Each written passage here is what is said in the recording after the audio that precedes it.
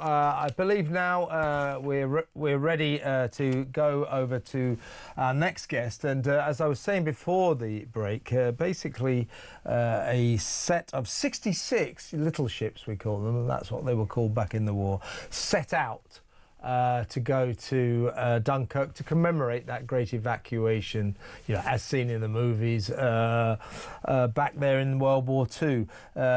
Disgracefully, outrageously, these people, these excellent people commemorating one of our greatest hours, were told to disperse by the border force because they were escorting in a boat full of illegal migrants. Absolutely outrageous. Well, let's now go straight over to, he's the skipper of a boat called Gerfalcon, one of the vessels making that journey. Gary Fletcher. Gary, thank you for joining us.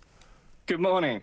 You're on your boat there, lovely day down there in Ramsgate. Now, what was your feeling when that happened? I mean, for us around the country, we're absolutely outraged by that. It is a tableau, in my view, a snapshot of everything that is going wrong about this country. You great people commemorating one of our finest hours, that fabulous evacuation by little ships of British forces on Dunkirk beach, being told to disperse because the border force have got to bring in a small boat full of migrants. What did you feel, Gary? Well, I think first and foremost, I think it takes an awful lot of effort to transit 66 ships across the channel. It's particularly rough as we were coming into Dunkirk.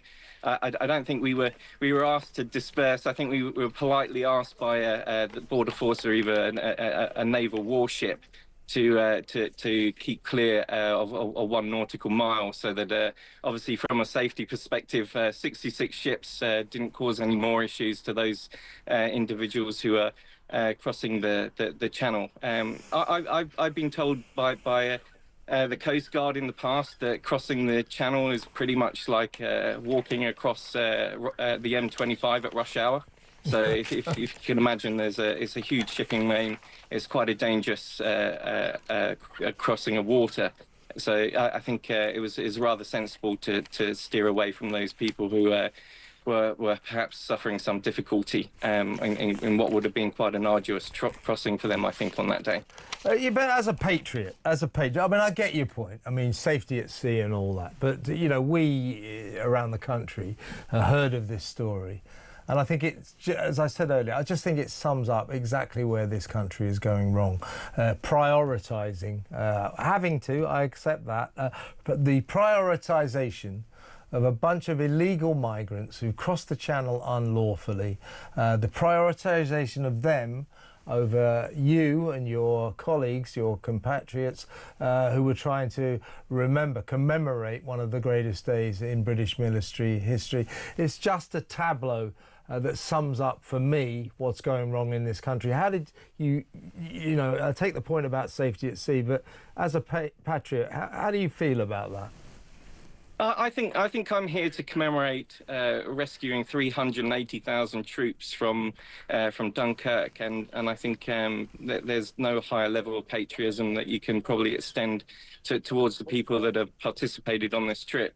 I think that those people that have made that crossing have done so in probably the most arduous conditions that you can possibly imagine. And my thoughts as a patriot is that if women and children are on those trips, that's the most terrible of circumstances for them. So they have good reason. I think that we need to be compassionate to the decisions that they've made in order to make that crossing. You mean it's one of those rare small boats that had a couple of women and children on it? Because usually it's just a bunch of blokes who are between the age of 18 and 35 looking for work when they get here, economic migrants. But, you know, maybe that boat did have some women and children. I mean, you're right, we have to worry about them. Let's talk a little bit about what you were commemorating. I mean, it was remarkable, wasn't it? A very unusual operation. Our boys over there in France up against it, being weighed by huge numbers of German forces, had to retreat to the beach, and they were facing extermination. How did we get them? How could we get them off of those beaches? No military vessels available, so the call went out to your predecessors, small boat owners around the country. Can you take your little fishing boats, anything, rowing boats, whatever? Can you get over there and pick up our boys? And they damn well did it. Absolutely extraordinary. I think you sum it up pretty well there. I think we had 800 ships that came over to rescue 380 Allied forces. I think if we think for a second that 700 of those were private vessels, it's a remarkable feat to organise that. And just being here in Dunkirk, it's quite sombering when you look around and you can see in the church tower that there's still bullet holes and coming round on the coast and looking at those beaches. Is quite a sombering, has quite a sombering effect on you. I think it's incredibly important that we keep the tradition of coming back here, because it serves as a memory of what we achieved. And I think it was one of the most remarkable achievements. And that's why it's well known as the miracle of Dunkirk. It was a tremendous effort to recover a lot of our soldiers. We only ever thought we were going to recover 45,000, and 380 is remarkable, and I think you contextualize that for a minute when you think about it, and the danger that people were in when they undertook those activities. It was under fire. It was absolutely. You got kind of civilians who just willingly went into the war with little fishing boats. Suddenly they're under fire, as you say. 380,000 cornered British troops, people who would have been exterminated by the Germans, rescued in this remarkable operation. It was the very best of British, I think, brilliantly captured in that recent film, Dunkirk. Did you see that, Gary? I'm quite a fan. Yeah, I've forced everybody I know into watching that. It is a great film, though, isn't it? There's no real narrative. It's just you just watch what happens. Happened to star Harry Styles, among others, didn't it? Indeed, it's got quite a number of very well-known celebrities, and it's a very enjoyable watch. I think it's quite sombering, and I think an enjoyable movie that tells a remarkable story.